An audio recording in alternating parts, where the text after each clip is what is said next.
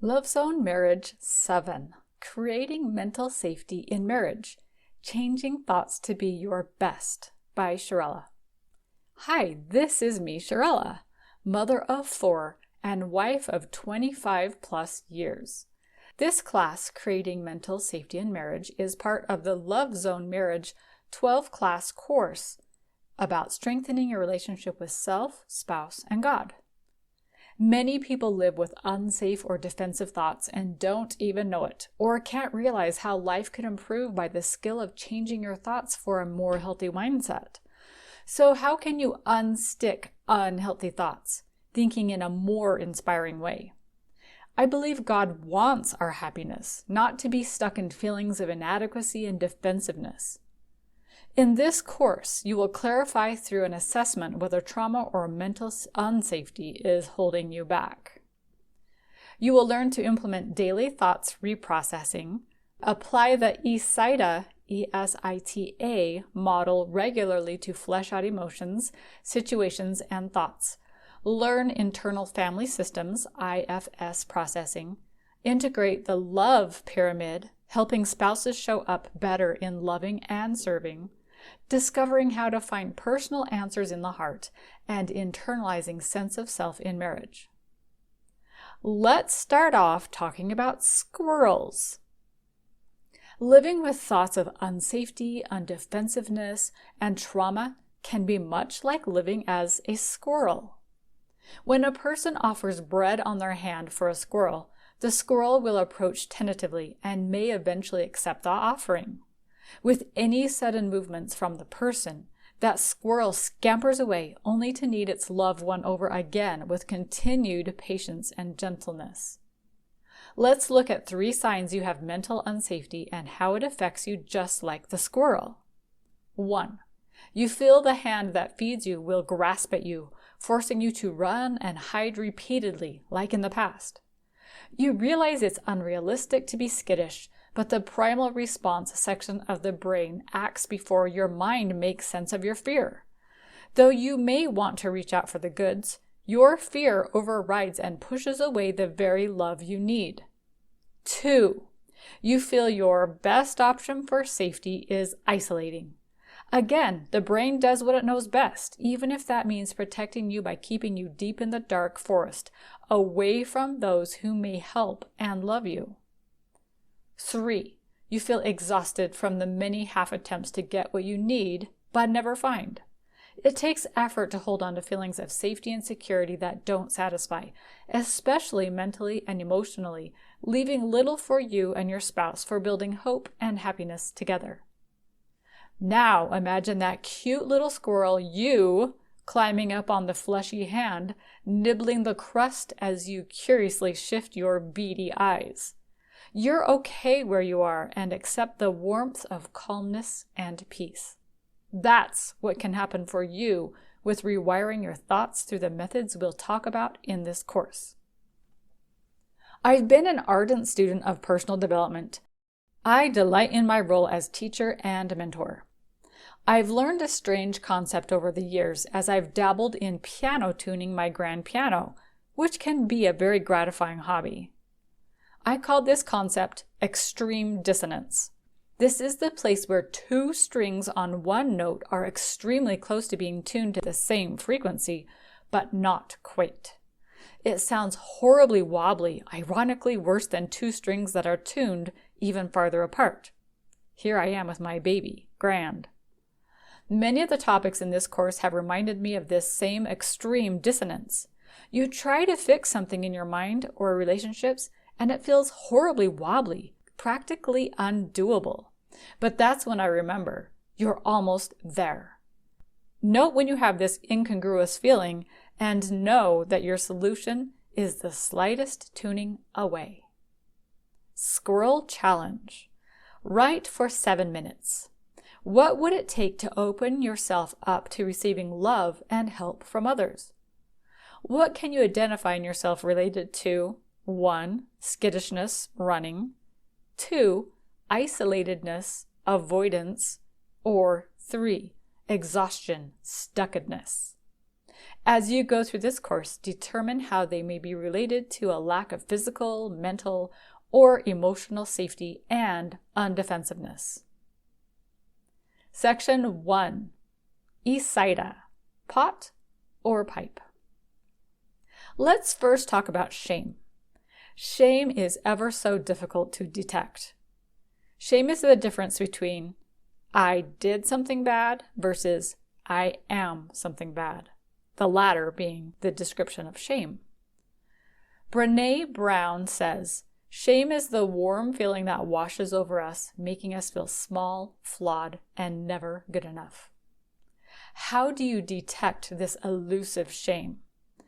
Well, first of all, you can preface or follow up a statement or thought with, shame on you, or you should have, and this can be hard to detect.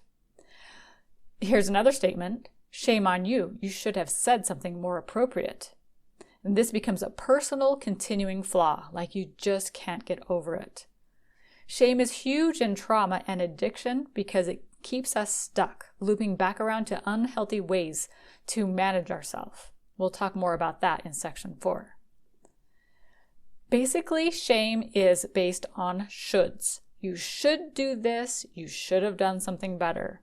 Whenever you tell yourself a should statement, or it can be linked to whatever you're thinking or doing, know that that may be a shame statement for you. Now that we've discussed shame, let me introduce you to ESITA processing. Mark and Adeline have had marital issues. Let's look at Adeline's thoughts and how they are serving her with her unhappy husband. In the ESITA model, we have 5 parts. The emotion, this is E of ESITA. S is the situation, with no emotion attached. I is the interpretation or the thought. T are the threats, the possible potential threats. And finally, A of ESITA is the action, the resulting action from whatever is happening. So we can keep these thoughts or interpretations, or we can reprocess them. Mark and Adeline have conflict and discussions that leads Adeline to feeling despair. So this is an emotion that she feels 9.5 out of 10. The situation with no emotion is that her husband says, I'm not happy. And this situation with no emotion, we can prove in a court of law as fact. Can her husband have been recorded as saying, I'm not happy? Not just that she thinks that he's not happy. He has to have said, I'm not happy, for us to keep the emotion out of this. The interpretation or thought is Adeline thinking, it's my fault.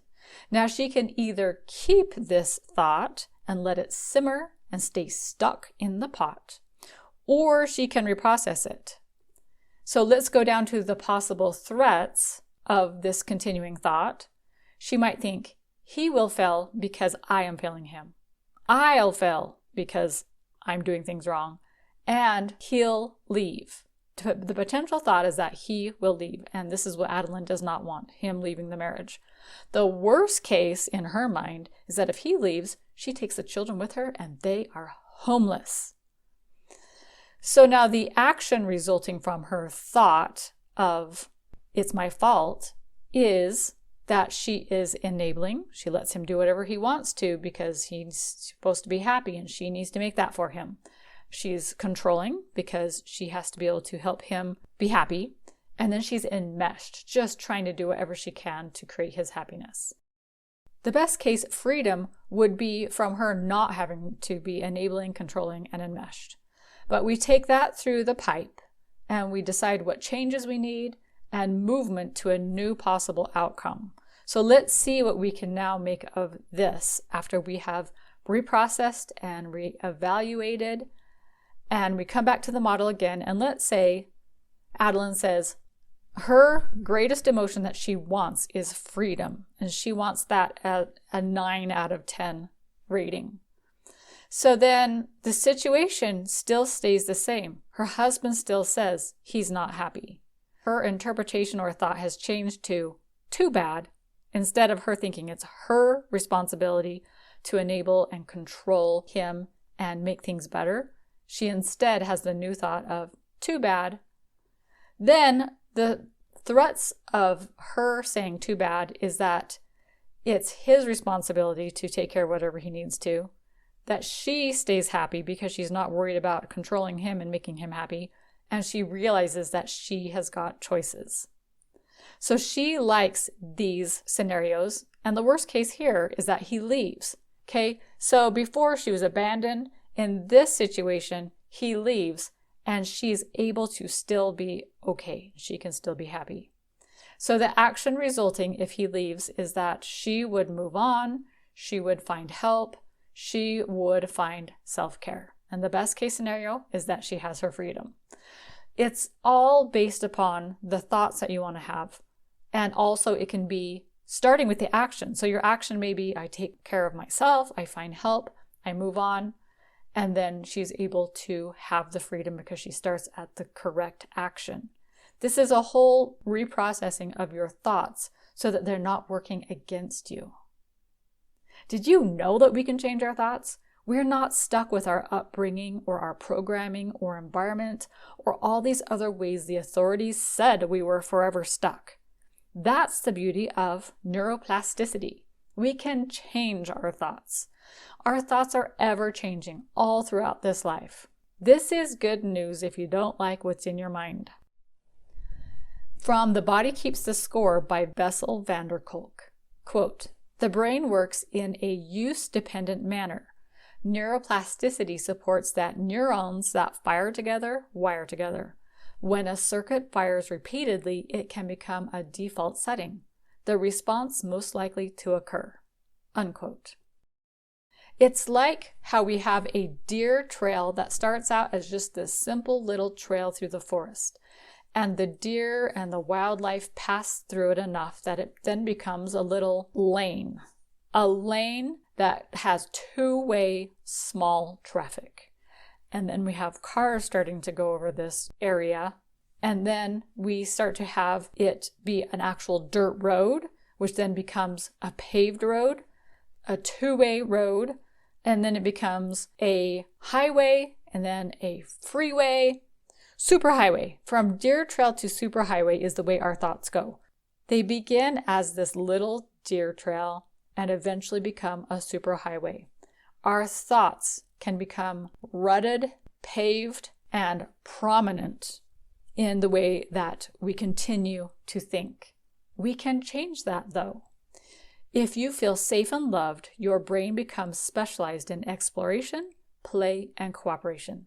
If you are frightened and unwanted, it specializes in managing feelings of fear and abandonment.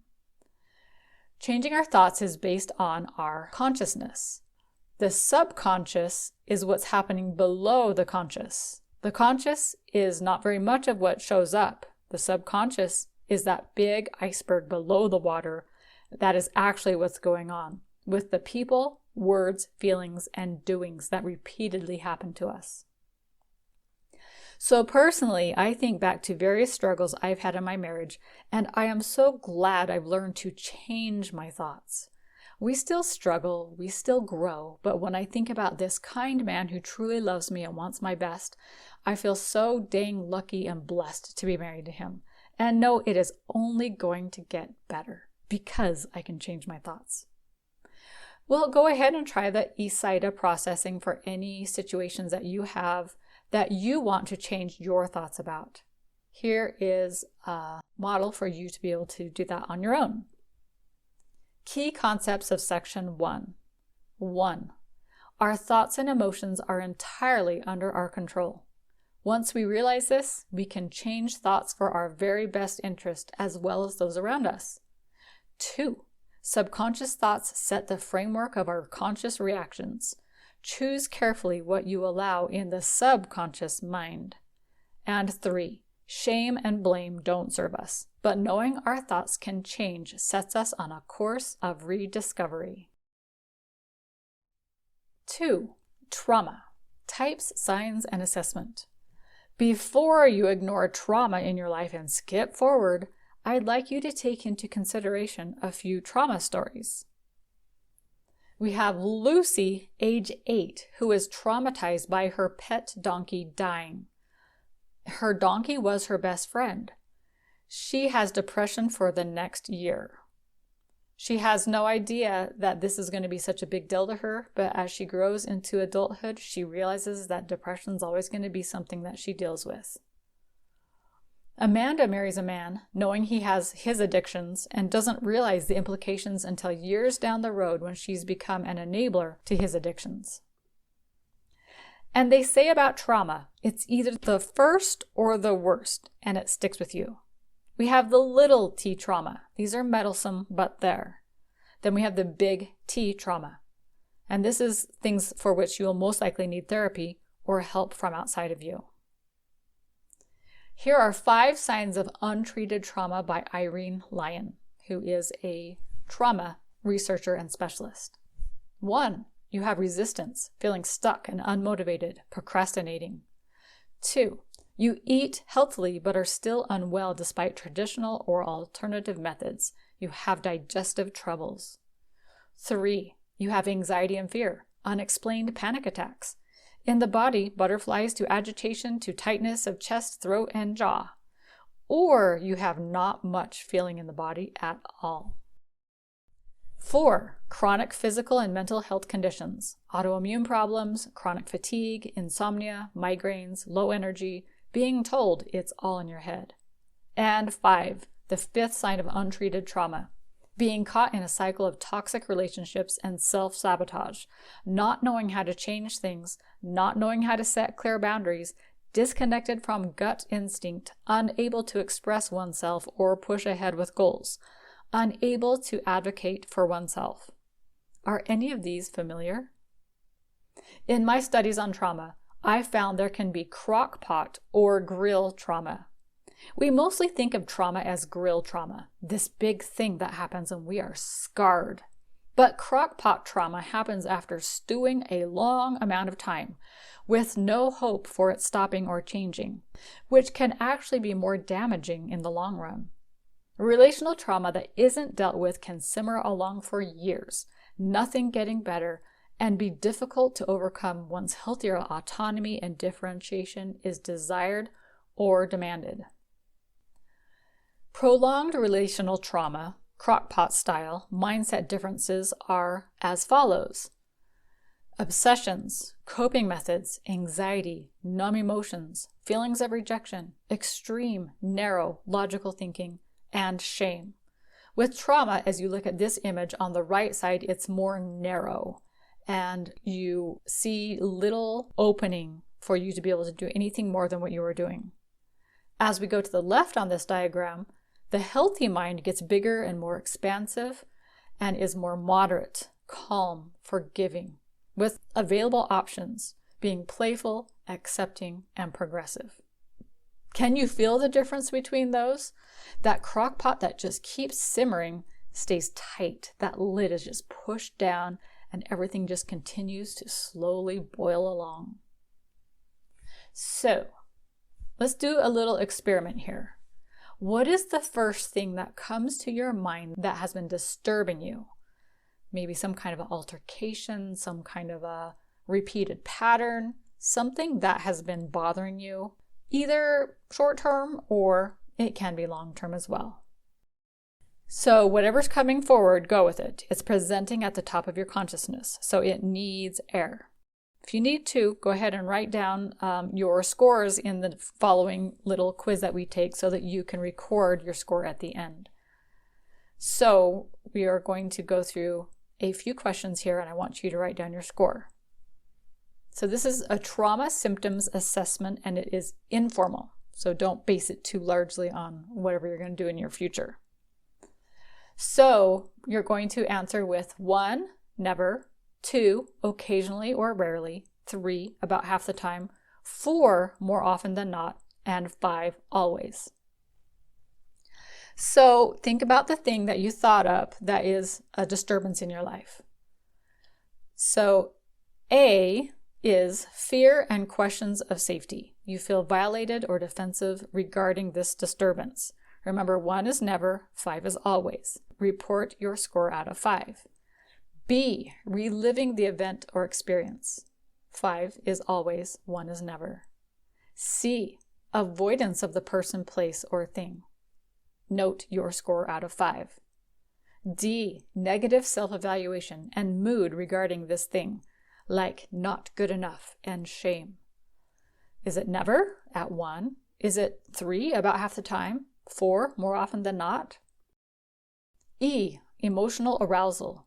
Do you have anger, irritability, sadness? Note your score out of 5. F, duration of the disturbance, recurring thoughts and anxious feelings. Does this happen never at 1 or all the way up the spectrum to 5 always? G, distress or impairment, socially, occupationally, or in other important areas of functioning. What is your score out of 5? Now, add them together. You have a total possible score of 35. Now let's go through what each of these scores mean. Or I guess I should say the total score. Score of 1 through 6. You have mild trauma. This is life. Score of 7 through 12. Some trauma. This is life too. Both of these are like the small t traumas. Score of 13 to 19. Moderate trauma. Learn techniques to deal with this trauma. Score of 20 through 26. More trauma. You probably need outside help. And score of 27 to 35. You have severe trauma. You need help professionally. In marriage, we may either A, have traumas we are blaming on our spouse erroneously, or B, have traumas rightly attributed to our spouse. They are both extremely difficult to see in ourselves. Here's a quote from ESITA. People are not deceived by things, but by their perception of things. Key concepts of section 2. 1. Most of us have trauma of some sort, affecting us mainly based on the first or the worst situation that got us emotionally stuck. 2. Understanding the various types of trauma helps us see where we may have things subconsciously controlling us in the present. 3. Simply being aware of our trauma can help us in marriage to see what is really ours or not, improving our connection tremendously. Section 3. Relational trauma. Initial trauma affecting an otherwise healthy relationship may look as follows. We have the initial trauma, the first or the worst. Your trauma affects marriage. You have continued exposure to these triggers with continued problems. Either you live with it and like it, live with it and hate it, or leave it and probably bring it with you. Or, if you take care of it, you treat your trauma so you can both stop triggering each other. If you keep things how they're going, you will continue to separate from each other further. You'll have continued relational trauma. Triggers from the first continue and get worse, and each other's problems become each other's problems. So let me introduce you to the love pyramid. I found this from the work of Brett R. Williams, therapist. The love pyramid is based on Maslow's hierarchy of needs. Only I will prove to you why safety, which is second on his hierarchy, needs to come first. First of all, we have safety or undefensive. This must come first to thrive. 2, we have needs and desires. Helping subsist physically. This keeps us alive. 3, connection is insatiable desire for companionship. 4 is loving self, others, and God. 5 is expressing self. This is the active version of the heart. 6 is seeing God, which is an expansive view of something bigger than self. And 7 is serving, the action of that thing greater than us all, which is basically God. Let me explain further. If we happen to tip this pyramid on its top, upside down, and have serving before safety, we have resentfulness and bitterness. You have a collapsed view of goodness. You dump your negativity on others. You are the one always helping but rarely being helped. You get burnout as the fuel to keep giving runs dry. A traumatized person will serve others without a sufficient foundation of self-love and become worse for it. If you have 6, seeing God and the greater picture before you have your safety on the bottom rung, You feel burdened taking on the world before you found yourself. You may suffer perfectionism and judging others. You have an incorrect picture of God, one who demands suffering in favor of joy. You have an unbalanced, selective, divine love. God doesn't deliver for me, but he does for others. Jesus Christ pulls the slum out of the people, but you must have safety and security and undefensiveness before introducing Christ to recognize Christ is safety. If you express yourself before safety, this is the fifth wrong. You offend, speak out of turn, speak out of fear. You bully and boss. You have to be right. Or you have little to no voice at all. With no boundaries, you dump or enable. Your interactions don't seem loving or fair. You hope the very act of expressing yourself will provide love and acceptance, but it really turns others against you. Those who complain as victims are seeking love they don't have for themselves. If you have 4 loving before safety and undefensive, you feel others can't accept you, so you cower. You can't feel settled if you're defensive and insecure. You feel shame. Something is wrong with me if I must defend to be loved. You suffer not enough love for others or yourself. Being defensive leads to burnout, heart walls, that is, unable to open your heart to others, and self-betrayal without feeling secure in yourself. If you love others without safety first, it will be a meager attempt since you don't really identify with real love. If you have the third wrong, connection before safety or needs and desires, without boundaries, people walk over you. You ignore your inner voice or connecting with yourself. You notice the worst of serving others, which is a fake connection. You suffer anxiety, attempting to connect while being defensive. You feel powerless, inferior, groundless, unsatisfied. You have a false sense of connection, riddled with expectations. You feel you're only okay when others are okay. This is part of being enmeshed. Remember, Jesus was a servant to be a master. He didn't attempt to connect prematurely. You can find that in Matthew 23:11. If you have your needs and desires before safety, which is the way that Maslow's hierarchy does it, you never have enough. You settle for less and or go for isolation. You become a greedy taker to try to feel peace or can't receive well. You feel bitter, shame, and resentful because you have, but you don't have joy. You find coping mechanisms because you can't be satisfied. You suffer burnout because you try to give while not having enough. You become a victim, emotional, needy despite having. You don't feel loved because stuff just doesn't cut it. You feel God is not aware of you, but he is aware of everyone else. So Maslow's hierarchy of needs with food, clothing, shelter, and sex before safety. If you have food before safety, you're in a fight or flight mode. Putting food above safety would lead to indigestion, eating disorders, eating while running, weight problems. If you have clothing before safety, you have a false sense of security, exaggerated fear if the armor isn't enough, mockery that it should be enough, but it isn't. If you have shelter before safety, you have fear and anxiety. I'll just stay here in my shelter and never face the world. Or unbelief. What is here is not enough. Physical protection before safety creates hiding. Sex before safety. Rape, consensual or non-consensual. Hiding, promiscuity, dependency and taking advantage. False love, low integrity. Safety is key to getting your needs met, to be able to love and serve with full purpose of heart. If you reverse the love pyramid with safety first, then skipping safety straight to serving, you have a low self-concept while giving freely, like sand under your feet going up a hill. It gives out as you're almost there. If you have safety straight to seeing God, the greater picture, and skip the other things between, you have fear and panic because of no traction to hold on to get the greater picture. If you go straight from safety to expressing self, you are spewing emotion unregulated, frantically treading water to finally pull yourself onto a stable dock.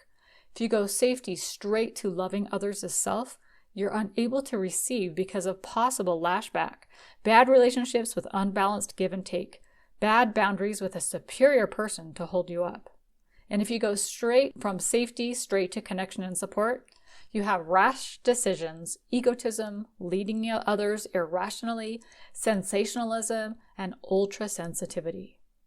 To summarize, jumping the rungs of the love pyramid before safety and security is met with results in boundaries being crossed, never enough, feeling overwhelmed or burnt out, resentment, fear, isolation, low concept and false identity, ingratitude, emotional misregulation, coping mechanisms, escapes, judging, over or underreacting, and putting others above yourself.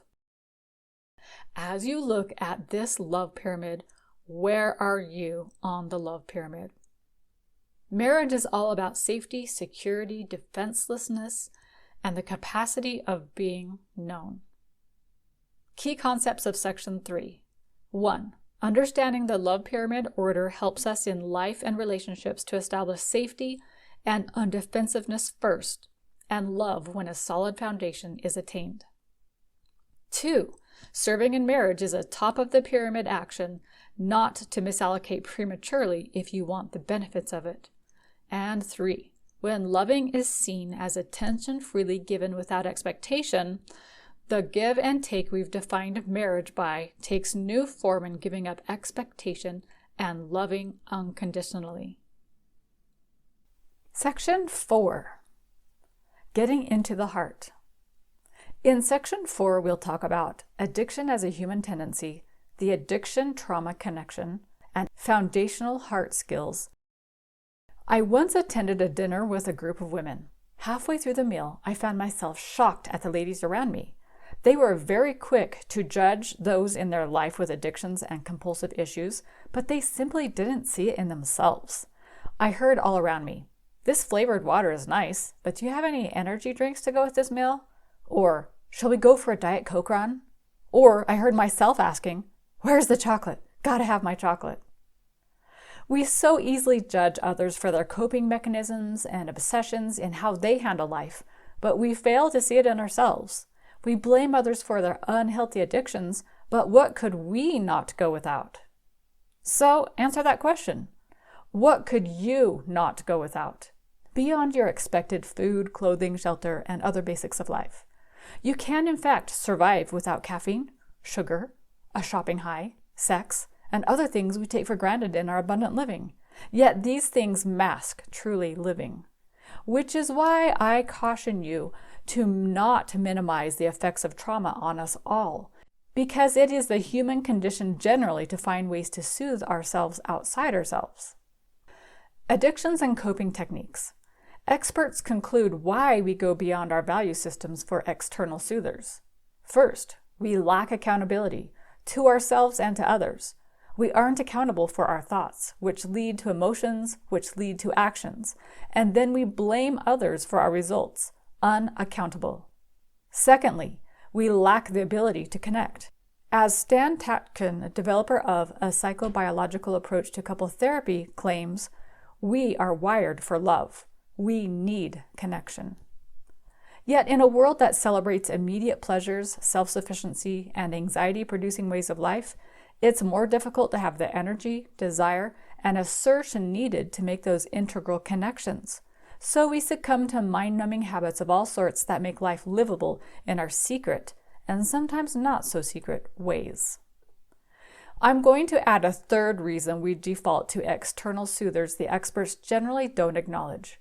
They simply feel good.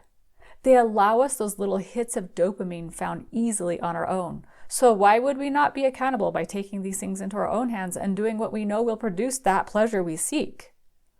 The problem becomes the effect those soothers have on us and those around us, either not having the relationships we want and need, such as enabling and sacrificing inordinately, and the health we may suffer. Addiction plus trauma equals two sides of the same coin. The survival brain. There is an alarm center deep in our brains. When we are stressed, that alarm can essentially take control of areas in the brain that manage our memories and enable us to think clearly. For someone victimized by PTSD, that alarm is on high alert. Until it gets reset, the brain is stuck in survival mode, often causing the brain's memory and thinking centers to crash, like a computer's hard drive, resulting in persistent feelings of stress that seem unstoppable. Instead of exploring the world so that we can grow, develop, and engage fully in our lives using the learning brain, the brain of a PTSD victim shifts to hypervigilance and a fight-flight state, a survival brain. That's from Julian Ford, Hijacked by Your Brain. If you want a good and heavy read, pick up the book, The Body Keeps the Score by Bessel van der Kolk. But I'll summarize for you. Trauma can impact everyone in society, directly or indirectly. Trauma can reshape the brain and body, affecting a person's ability to concentrate, remember, and feel at home in their body. Trauma can cause people to feel helpless and invisible and can lead to anxiety, numbing, and rage.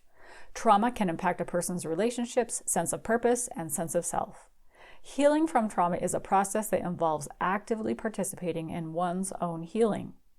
Healing from trauma can involve a variety of interventions, including EMDR, yoga, mindfulness, and meditation. Healing from trauma can involve reconnecting with the body and mind and reestablishing a sense of self. More on this later. I want you to ask yourself some questions from Wendy J. Jensen, taken from the Healing Questions Guide regarding trauma and addiction. 1. What is it I'm seeking relief from? What am I resisting, ignoring, and avoiding? 2. What will it take for me to connect to God, to my inner higher self, and to others? 3. What value have I placed on trying to get the love and relief from those things that do not have the power to give it? 4. Who would I be without addiction, trauma? What can I do, this is 5, to nurture and care for myself in a healthy and productive way? 6. How can I feel safe in this world? 7. What will it take to forgive myself and others? 8. What will it take to step out of unhealthy patterns and believe I can create something different? 9. What will make me stronger so I can be done with self-destructive patterns? 10. What nutrients is my body craving? And 11. What outside assistance program will support me? The hoped-for result with addressing trauma is to become more warm-hearted, more intelligent, more emotionally stable, to be more socially bold and more relaxed and more satisfied, to have a sense of power, vitality, and relaxation, to feel joy, creativity, meaning, and connection, to become welcomed in a world where people delight in you, protect you, meet your needs, and make you feel at home. Now, I must insert a word about empathy. Some people are more empathetic than others, acutely feeling the emotions of others. They take others' emotions on as their own, becoming enmeshed and overly sensitive. This makes them more inclined to be an enabler of addicts or to become an addict themselves. Some of the traits include: they have an excellent work ethic. They have high levels of relationship investment. They are goal and purpose driven, organized, and excelling in many things. They are conscientious. They are agreeable. They are resourceful. They have patience and loyalty. These all sound great, don't they? But when done to an extreme, this can make someone empathize and become either an enabler or traumatized or addicted themselves. Steps to manage over-empathizing. 1. Become aware that she may be taking on the emotions of others. 2. Decide what's hers and what is not. It's especially helpful to journal here. 3. Establish boundaries for what she needs in order to thrive. 4. Engage in much self-care and building herself up. 5. Take measures for safety and undefensiveness. 6. Do whatever it takes to stay in her own energy. She can then use her empathy to her advantage to help others, should she choose. This can help in marriage because she can understand her spouse better and she can see where she's not being herself. So how do we get out of thoughts and more into the heart if that's what's going to be what helps us to resolve our addictions and traumas? Well, Robin Johnson says that the biggest journey is the 12 inches from our mind to our heart. And in the middle of that journey of the mind and the heart is the sweet spot. So foundational heart skills from Robin Johnson, the Heart Whisperer. These are the keys to understanding heart messages. Our words can tell us what our heart wants to know. What are we saying? That actually exhibits what our heart is speaking. Imagery. It's up to us to interpret what the imagery means to us that we might see in our mind. Memories, conversations, relationships, and situations from the past may bring us clarity in the present moment. Knowledge from intuition. What hasn't been clear may bring new insights and understanding when we reach within. Emotions, such as peace or compassion, can guide us. The heart speaks in many ways. Trust its message and the simplicity. The heart bypasses the cerebral logic that can get messy. Your heart works in your best interest, so learn to trust it. So I ask, what does your heart say about your marriage? In marriage, are you a blessing to each other? Are you a source of happiness for each other? This doesn't mean doing whatever you can, including losing yourself, to make them happy. You can still communicate your wants and desires 100%. But if your spouse fails to fulfill those wants and desires, or continually forgets because it's beyond what they can remember to provide for you, or it simply isn't their way, you can still choose to love your spouse unconditionally, not expecting them to be a certain way for you. When they do deliver the way you hope without your insistence on it, you can celebrate and hope, but not expect for more. Key concepts for Section 4. 1. With 3 causes behind addiction and trauma, unaccountability, unconnectedness, and feel-goodedness, it's up to the affected person to meet those needs for themselves, not blame others. 2. We can understand how to shift our thoughts into a more empowering mind frame and learn to care for ourselves and how to understand our spouse better. 3. When trauma and addiction has been a factor within marriage, we can understand how to empathize in a healthy way and access the heart over the head in knowing how to treat ourselves and spouse.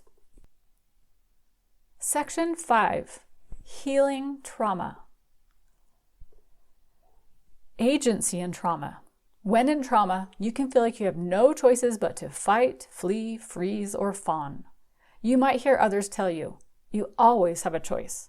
But what if it doesn't feel like you have a choice? Then is it actually having a choice?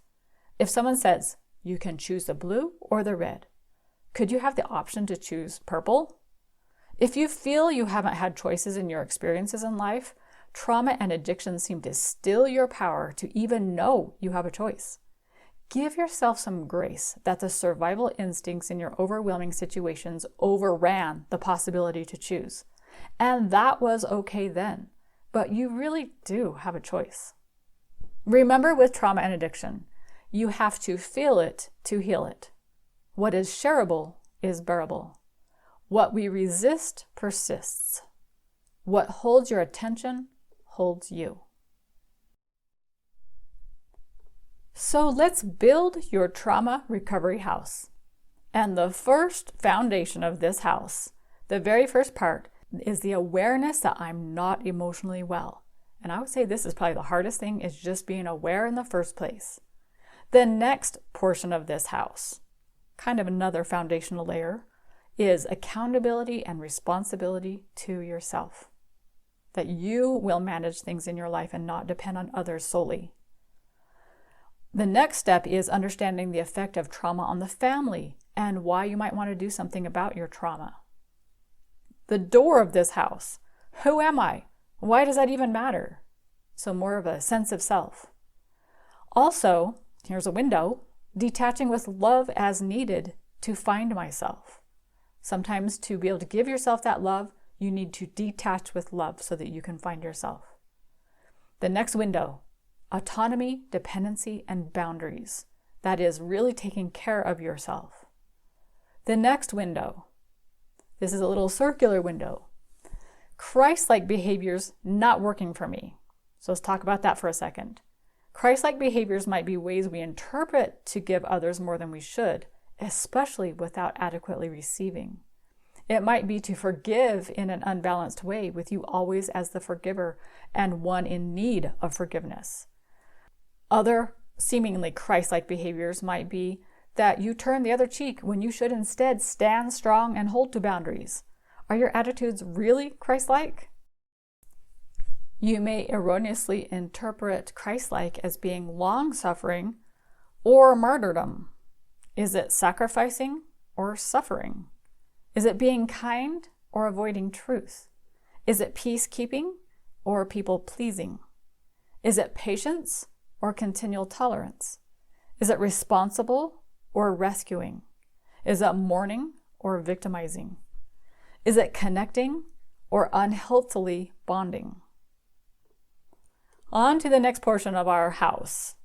Our trauma recovery house roof might be addictive compulsive behaviors changing to trust in God. Another portion, this is the chimney, accepting my dark sides, loving the enemy me, being okay with me even despite my weaknesses. And then the heart at the top of this house, seeing true recovery is really discipleship to Christ. How have you identified with these things?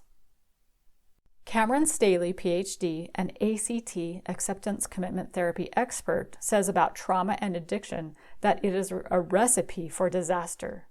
He says that shame is fear saying, hide, that we have blame, that we have no education about whatever's causing the trauma or addiction, and we avoid it.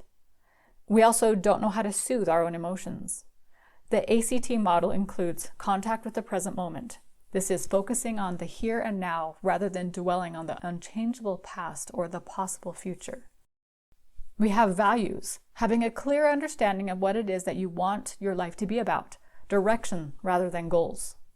A committed action, setting achievable goals that further your values and committing to act in ways that help you reach them. The self as context, as opposed to self as content. A sense that you are the context in which the events of your life unfold, rather than an idea about your life. I am a good person. I am a failure. Refers also to fostering a transcendent sense of self. Diffusion, the ability to recognize thoughts in flight as just thoughts rather than fusing with their content as absolute reality. And acceptance, the willingness to not avoid the painful experiences that are a natural part of living. This is the psychological flexibility model, and there's lots more about ACT online if you're interested in finding out more. I'd like to tell you a story about Zoe. As a teen, though she was never a large person, Zoe found herself hating herself and all that she was. She blamed her parents on her eventual food addiction, claiming they insisted on her being a certain size. The unspoken message being, that is how you earn love from us. Your internal family system. I'll return to Zoe, but I want to introduce you to IFS, Internal Family Systems. The core self is the orchestra conductor who helps all parts function harmoniously as a symphony rather than a cacophony. So we have the manager. The managers show up first. They are proactive protectors. They're the controlling part, the planner, inner critic, judgmental, pessimist, people pleaser, perfectionist, self-sabotager, high achiever, caretaker. They're prone to depression and panic attacks. We have the firefighters. They are reactive protector parts and will do anything to make emotional pain go away. They react through addictions, dissociation, binge eating, compulsions, and obsessions. The exiles. The exiles hold the shock of the situation and may be emotionally crushed or extremely numb. It's the younger, wounded inner child carrying the burden of painful memories, emotions, beliefs. I am not good enough. I am unlovable. I am not worthy. Exiles can be the most sensitive, creative, intimacy-loving, playful, and innocent parts of you. But when the core self takes charge, the self in charge organizes the inner system so that those parts know there's a present, strong part that can handle these things. The self takes charge and the system feels safe. When you are reacting from your core self, you have the 8 C's. You are compassionate, calm, curious, connected, confident, courageous, creative, and clear. The goal of IFS, of the Internal Family System, is that trauma is replayed in continually recycling memories in the reorganized nervous system. The ultimate goal of IFS is replacing trauma parts with the safety, mastery, delight, and connection. The core self nurses protectors back to health. So how do we engage the core self? Well, we can establish safety and undefensiveness, which we talked about in section 3, practice mindfulness, use creativity, interact with protectors, and establish a sense of self. Mindfulness is about living in the present moment, increasing activation of the medial prefrontal cortex and decreasing activation of the amygdala that triggers our emotional responses. Be mindfully aware which part is guiding you. Know that only a protective part of me feels this way. Allow creativity. The imprint of trauma is principally on the right hemisphere, in the emotional brain. So use that part of the brain to override excessive thinking of the creative brain. And consider the potential dialogue for someone with feelings of low self-worth being run by the exile. 1. Ask each protective part to temporarily stand back to make room for self-observation. 2. Ask, what inside me feels that way? 3. Ask, how do you feel towards that part of you? 4. Ask, how do you feel about the once rejected part now? And 5. Trust this constructive inner dialogue will begin to take place spontaneously through practice. This takes quite a bit of self-awareness to be able to get to these points, and that's why therapy is so helpful. These questions help connect other parts in us in the internal family systems, IFS process. Interacting with reactive protectors, the managers, and proactive protectors, the firefighters, helps mediate and balance unreasonable thoughts of the exile. It helps remind you of your healthy core self at the center. So back to Zoe. Remember, Zoe was concerned about her weight. Her managers jumped in to control her food choices. The firefighters didn't let her go to places there would be food. But often she went home and binged anyway. Her exile led to her eventual cutting and self-harming actions. Eventually, Zoe was less reactive to her protectors. She incorporated into her life a mindfulness program and took up painting nature scenes. Remember, trying to overcome the right brain creative overwhelm. She hired a counselor who helped her to find places of safety and undefensiveness. And she learned to love exactly who she was through a strong sense of self. Zoe learned to embrace the 8 C's of her core self: compassionate, calm, curious, connected, confident, courageous, creative, and clear. So how do you practice self-compassion, especially when you've had these IFS systems going? Healing takes time and effort. Many issues stem from unmet needs or coping mechanisms that are hard to change. You will have setbacks, but you are changing. Focus on progress. Treat yourself as someone you love. Consider what you've learned and how you've grown. Share your struggles with someone who will love and support you. They say grief needs a witness. True belonging happens when we present our authentic, imperfect selves to the world. Our sense of belonging can never be greater than our sense of self-acceptance. That's from Brené Brown. Here are some ideas for handling trauma thoughts. When do you take control of thoughts and become empowered despite what seems to be going around that seems to be out of control? Well, what is truth? Check the facts. Are they true? Are they helpful? What is based on principles?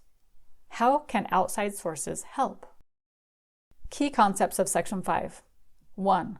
Calming our internal managers, firefighters, and exiles helps us access our true core self to manage our thoughts respectfully. 2. Mindfulness and creativity help us move out of an extreme logical thinking frame into a more right-brained, constructive mindset. 3. Self-compassion is an integral skill to learn for creating a mentally safe recovery, a relaxed integration. Section 6. Thoughts reprocessing. In this section, we will have some very helpful methods that are helpful to reprocessing your thoughts. We'll talk about discipleship to Christ, and finally, challenging the order of the arrow experience. Remember that our subconscious thoughts are the main bulk of that iceberg that's below the water, and our conscious thoughts are above the water, barely visible. And they are based on people, words, feelings, and doings done repeatedly. So here are some thoughts reprocessing methods that you can use as you're trying to change your thoughts. This one is so simple that you might actually negate it. And this is a 7-minute walking exercise. Take your biggest, hardest thoughts and think about them as you set out down the road for 7 minutes in one direction. And set a timer. Walk for 7 minutes and think of everything that is overwhelming you. At the 7-minute mark, turn around and start to walk back to your destination, your starting point. And this time you need to not think about all those negative things. It's like you're reversing everything for that 7 minutes that you just did. And now you're going to think about helpful thoughts as you walk back the 7 minutes. If you don't believe this works, try it. 15-minute writing. They talk about journaling and how important that is. And you might think journaling, is that talking about what's happening in my life, like in my past? But it's just whatever's in your mind. And I like to do a burn journal where I write and then I tear it up and throw it away. They say that once you put something onto the paper from your mind, it will never go back in the same way. You have pushed it just a little bit further and you've processed it just a little bit more. You might consider doing 15 minutes of writing every single day. You can do T charting. So a T chart is where you write a big T on a piece of paper and your negative thoughts go on the left-hand side. And then on the right-hand side, you have positive thoughts. And for every negative thought, you have to write 2 positive rethoughts, 2 different ways of reframing that thought. As a negative thought, you might have, I am not enough. And in the positive thought side, you can say, I am just what I need to be, and I love who I am becoming. So 2 positive thoughts to override the negative thoughts. There's the non-dominant handwriting. So if you're right-handed, take a piece of paper and write with your left hand and start to write whatever it is that's bothering you. And it might be even illegible, whatever you're writing, but you're getting your logical brain out of the way as your true thoughts are able to surface because your brain's so concentrated on your handwriting trying to be just right. And then you get truth coming out. And if you just keep writing with that non-dominant hand, pretty soon you'll start to realize things that you had no idea were true for you. So try non-dominant handwriting for your erroneous and troublesome thoughts. There's a method that I love called scrambling. So what you do with scrambling is you take a piece of paper and you divide it into 10 squares and write all the numbers 1 through 10 on each of the squares. So 1, 2, 3, all the way to 10. And then you start with your negative thought in the 1 square. In the first square, maybe it's, I am just not enough. And then you write the next thought. People all around me let me know how inadequate I am. And then the third thought. And you start to break apart your thought all the way to the 10th. And I'll tell you that by the 10th square, usually your brain has done something like, well, you're really not that bad. You're really doing good. We're all kind of a mess, so you're actually doing okay. And then you take all of these thoughts and you scramble them. You take each of these little 10 pieces of paper that are cut into each of their little numbers, 1, 2 through 10, and then you reorder them. And then you start to read them, maybe 3, 7, 8, 2, 4, 1, 10, 9, or something like that. And you read through it, each of these little progressions of thoughts that are out of order, they're scrambled, and your brain starts to say, this doesn't make sense. None of this is true. I don't understand this. And it starts to rewrite that thought in your brain so that it's no longer a truth, and your brain lets go of it because it doesn't make sense anymore to have those thoughts about the subject. If you don't believe me on this one, try it yourself. One method that's super helpful is EFT, Emotional Freedom Technique, sometimes called tapping. It's an alternative treatment for physical pain and emotional distress. People who use this technique believe tapping the body can create a balance in your energy system and treat pain. According to its developer, Gary Craig, a disruption in energy is the cause of all negative emotions and pain. And how else to treat anxiety, panic, and trauma? Well, there's dialectical behavior therapy, DBT, EMDR, eye movement desensitization reprocessing, somatic experiencing, meditation and mindfulness, yoga, which slows down the overactive brain, developing a stronger sense of self, self-care, grace of self and from the Lord. So speaking of the Lord, here is trauma and discipleship to Christ. 1. Stop trying to control things out of your control. Surrender to God. 2. Reach out to others. You don't have to do life alone. 3. Acknowledge we each have our own stories. We can be a support despite what we've experienced or not. Like the person driving the car in front of you, they can help you see what's ahead, and you can help the person behind you on the road. We all have our own stories and our own learning. 4. Seek for emotional regulation through outside help and other let-go techniques. Recognize God sending others to you. 5. Trust your intuitive wisdom and inner knowing. Get out of the intellect and into the heart, supported by the witness of God's Spirit. 6. Stay in your own energy to claim your own joy. 7. Trust God's love and truth, His love and compassion urging you to your highest self. 8. Don't mistake Christ-like tendencies for martyrdom. It's not worth it to lose your core self for another. Loving others as yourself includes halfway loving yourself equally. 9. Recognize misallocated bullheadedness. Use tenacity and grace, but recognize yin-yang balance in life and relationships. 10. Compassion for self relates directly to compassion for others. Understand we are all on our integral path. We're in this together. I personally acknowledge God's hand in all things in my life. If this is true, everything I suffer is by His hand. And the converse is also true. All the joy I gain from the suffering is also provided by His merciful hand. I can do all things through Christ, which strengtheneth me. Philippians 4:13. I'd like to tell a personal story about my facing fear here, which is a huge component of overcoming trauma in life. But first, I'll recap the 3 key concepts of this section. 1. Daily thoughts reprocessing through a variety of methods helps you sort out and reprioritize positive thinking. Of course, therapy may be also essential. 2. Self-care, grace, and sense of self set the stage for up-leveling your productive and happy thinking. And 3. Transforming unsafe thinking to the foundation of discipleship to Christ creates synergistic power born from suffering. Now on to challenging the order of the arrow. Challenging the order of the arrow. My brother had one more step to earn the order of the arrow in Boy Scouting. Sleep alone 1/4 mile from the group all through the night without a tent. This would prove his manliness and that he was brave and self-sufficient. Sometimes I feel in recovery from trauma like I'm experiencing this perilous step of the order of the arrow. I am all alone in the dark with nothing around me and no one to hear me but God. And those beckoning me from a 1/4 mile away are shouting, "The only way to it is through it," and "Pain is a pathway to progress," and "Let go and let God," and "Weeping may endure for a night, but joy cometh in the morning." The morning, like 8 hours away. In the thick of trauma, that's like months or years away.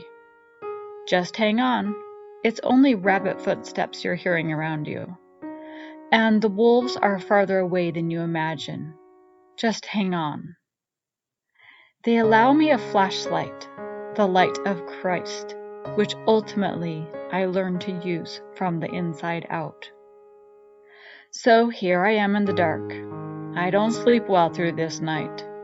During the late night hours, I feel what these Boy Scouts must feel during this challenge: healing. And soon I realize the sounds are quite comforting. And God's whisper through the trees ushers inside a serenity I've never felt. And I pray and pray, because that's all I can do until the break of dawn.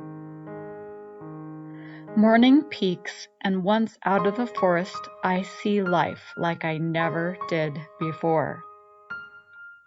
because I'm truly seeing through new eyes. I view a vastness around me of new possibility and strength. I feel the courage and fortitude of conviction. My next steps, the growth stage, a conscientiousness of present stability and richer relationships, bringing the person to a new level of being such that the old behavior becomes a gift with a depth of humanity that many people never achieve. From Donald L. Hilton. In the growth stage, individuals possess a greater perception, compassion, and presence. People who struggle and overcome can serve as models to others who struggle, literally capable of healing our whole society. When they reach out to help others, they reinforce and protect themselves. They aren't willing to leave others to suffer. They reach back into the darkness and take the hand of those crying in silent agony and lead them to the peace and wholeness only the Savior provides. Even Jesus Christ was left all alone without the Father when on the cross. "Father, why hast thou forsaken me?" he said. Or there were those in Jesus' time who took the fourth watch, the time from 12 midnight to 6 a.m., enduring the darkest time when all the rest of the world slept. We, of the order, learn to know this kind of darkness and befriend it. Once back with the troop, I can claim the honor of the Order of the Arrow, doing something many will never do. Make it through the night of sorrow and come out better on the other side. But I won't be wearing my scout badge to prove I made it through the night of trauma. You may never guess about me that I was among those who, in the quiet heart is hidden sorrow that the eye can't see. But I can say I really know God now because I've given up the control of the night and felt His love surround and protect me in the darkest hours. And you can know I will be there for you in your darkest hour, even if I don't know you, because my prayers include you, like countless others have prayed for me in a group of the collective recovering, who valiantly bear the light of Christ by sacrificing for a greater good.